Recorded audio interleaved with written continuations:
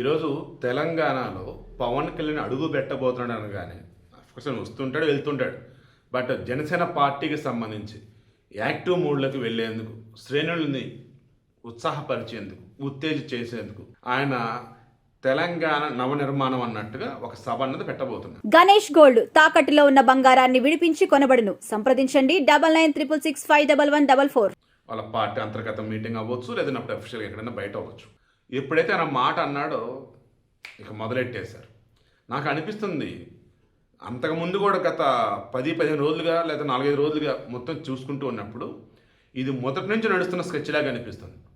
పవన్ కళ్యాణ్ని తెలంగాణకి బూచిలా చూపించాలి, తెలంగాణలో ఉన్నటువంటి జనసేనని భయపెట్టాలి, తెలంగాణ ప్రజలకి పవన్ కళ్యాణ్ వచ్చేసి వ్యతిరేకమైనట్టుగా చూపించాలి. అదే టార్గెట్గా ఆయన ప్రొఫెసర్ నాగేశ్వరరావు మాట్లాడిన మాటలని వక్రీకరిస్తూ మిగతా వాళ్ళు పవన్ కళ్యాణ్ అని జనసేన వాళ్ళు కానీ వాళ్ళు అన్నదేంటి, ఈయన అన్నదేంటి, ఆ తర్వాత వ్యాఖ్యలు వెనక్కి తీసుకుని అన్న తర్వాత ఎవరెవరో వచ్చి మా తెలంగాణ బిడ్డ అంటూ మీ అందరు తెలుసో లేదో ఆయన సిపిఎం పార్టీ చెందిన వ్యక్తి. ఎవరు? ప్రొఫెసర్ నాగేశ్వర్. తెలంగాణకు సంబంధించి సిపిఐ పార్టీ అనుకూలం, తెలంగాణ ఏర్పడటానికి 2 తెలుగు రాష్ట్రాలకు ఉండటానికి సిపిఎం వ్యతిరేకం. అంటే మీరు కాగా క్రాస్ చెక్ చేయండి, ఎక్కడ కూడా తెలంగాణకి సంబంధించి ప్రత్యేక రాష్ట్రం కావాలన్నప్పుడు మీకు ఈ ప్రొఫెసర్ నాగేశ్వర నాకు తెలిసి ఎక్కడా కనపడలా, ఏ ఉద్యమంలో కూడా నేను పార్టిసిపేట్ చేయాలి. మరి అటువంటి అతను ఇప్పుడు మీకు తెలంగాణకు సంబంధించి ప్రొఫెసర్ తెలంగాణకు సంబంధించి ముద్దుబిడ్డ అయ్యాడా? అండ్ ఎవరైతే మా తెలంగాణ ముద్దుబిడ్డ అంటూ వచ్చున్నారో వాళ్ళు ఎవరేంటని చూసినప్పుడు దీని వెనుక బీఆర్ఎస్ ఉన్నారు కొంతమంది, వైసీపీ ఉన్నారు కొంతమంది, ఇలా రకరకాల వార్తలు. ఇక అదే సమయంలో పవన్ కళ్యాణ్ ఛాన్స్ దొరికినప్పుడు తక్కువ చేసి మాట్లాడి Anirudh Reddy, Congress MLA Anirudh Reddy Jadcherla morning video ఇచ్చారు మన కాంగ్రెస్ మీడియాలో. అతను ఎవరు ఏంటంటే 2012 నుంచి 2018 వరకు వైసీపీలో ఉన్నాడు. ఇలా చెప్పుకుంటూ పోతే పవన్ కళ్యాణ్ కానీ ఆయన పార్టీని కానీ తెలంగాణలో బలోపేతం అవ్వనీయకూడదు. ఒకవేళ అయితే ఇంకేమీలా ఓ రకంగా బీజేపీ పొలిటికల్ చెడుగుడు ఆడేసింది. ఏ రకంగా? అవునన్నా కాదన్నా బీజేపీకి సంబంధించి సిటీలలో అండ్ పట్టణాలలో కొంచెం క్యాడర్ ఎక్కువ, గ్రౌండ్ లెవెల్ అన్నప్పుడు పల్లెటూళ్ళలో టీడీపీ క్యాడర్ ఇప్పటికీ ఉంది. సరైన నాయకుడు నిలబడితే ఖచ్చితంగా ఓట్లేస్తారు. అండ్ పవన్ కళ్యాణ్కి అద్భుతమైనటువంటి ఫ్యాన్ ఫాలోయింగ్ ఉంది తెలంగాణలో కూడా. తెలంగాణ మాండలికానికి ఒక అఫీషియల్ గుర్తింపు అన్న వేళ తెచ్చినటువంటి తెలుగు సినీ హీరోలు ఈయన కూడా అక్కడ ఉంటాడు. మామూలుగా తెలంగాణ స్లాంగ్ అన్నప్పుడు వీలనగా పెడుతూ ఉండేవాళ్ళు. తెలంగాణ ఉద్యమం రావడం ఇది కూడా ఒక కారణం. మా తెలంగాణ భాష తెలుగే, తెలంగాణ మాండలికాన్ని విలనగా పెడుతూ కమెడీలుగా పెడుతూ ఏం చేస్తారు మీ సినిమాల్లో అని. బట్ పవన్ కళ్యాణ్ వచ్చేసి ఆ మాండలికాన్ని గొప్పగా చూపించాడు. ఆ తర్వాత ఆయన అన్నది ఏంటి, 2 తెలుగు రాష్ట్రాలుగా విడిపోతున్నామంటే నాకు చాలా బాధేసింది, 11 రోజులు నిద్రాహారాలు లేవన్నట్టుగా చెప్పాడు. తెలుగు వారంతా కలిసి ఒక రాష్ట్రంగా ఉండాలన్న ఇంటెన్షన్లో చెప్పాడు తప్ప 2 రాష్ట్రాలు విడిపోయినాయి నాకు తెలంగాణ వినపడుతుంది నాకు ఇష్టం లేదు, ఇప్పుడు ఏర్పడింది కదా అయినా సరే నాకు ఇష్టం లేదు, ఇలా ఇప్పుడు అనలా. ఆయన 2 ప్రాంతాలు బాగుండాలని కోరుకున్నాడు. బట్ అంతా ఒకటిగా ఉంటే చూడాలని ఆ రోజు అనుకున్నాడు. సరే విడిపోయినాయి. ఇక ఆ తర్వాత కూడా అతను జనసేన పార్టీ పెట్టిన బీజేపీకి సపోర్ట్ ఇచ్చాడు. తెలంగాణలో వచ్చేసి అంతగా వాళ్ళు పార్టిసిపేట్ చేసినట్టు ఎక్కడ కూడా. మన పంచాయతీ ఎన్నికల్లో మాత్రం కొంతమంది ఇండిపెండెంట్గా పోటీ చేస్తారు, ఎందుకంటే ఇండిపెండెంట్గా పోటీ చేస్తారు కాబట్టి.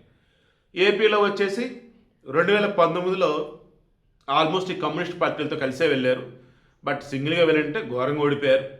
ఇక ఆ తర్వాత కూటమిలో భాగం వెళ్తేనే కరెక్ట్ అనుకున్నాడు, వెళ్ళాడు, అద్భుతంగా స్ట్రైక్ రేట్ 100/100 కొట్టేశాడు. ఇక ఇప్పుడు తెలంగాణలో కూడా బలోపేతం కావాలి. ఏ రకంగా?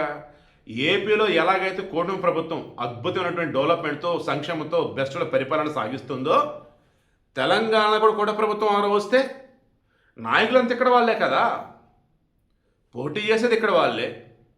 ఇప్పుడు కాంగ్రెస్ పార్టీ ఉందండి, దాని హెడ్ ఎవరండి? మల్లికార్జున ఖర్గే. బట్ అందరికి తెలిసింది ఎవరండి? రాహుల్ గాంధీ, సోనియా గాంధీ వాళ్ళ ఫ్యామిలీ. వాళ్ళ ఏడా కదా ఉండేది, తెలంగాణలో ఉన్నది కదా పోటీ కాంగ్రెస్ పార్టీ పేరు మీద.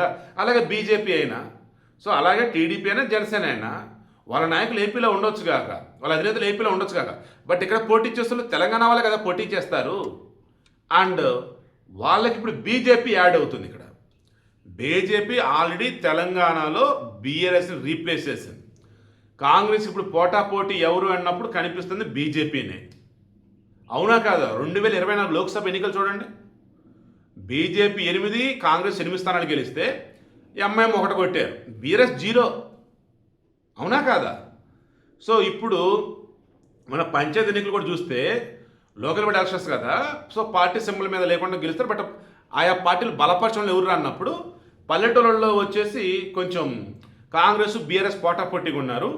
సిటీస్లో వచ్చేసి బీజేపీ వర్సెస్ కాంగ్రెస్ అన్నట్టుగా ఉన్నారు.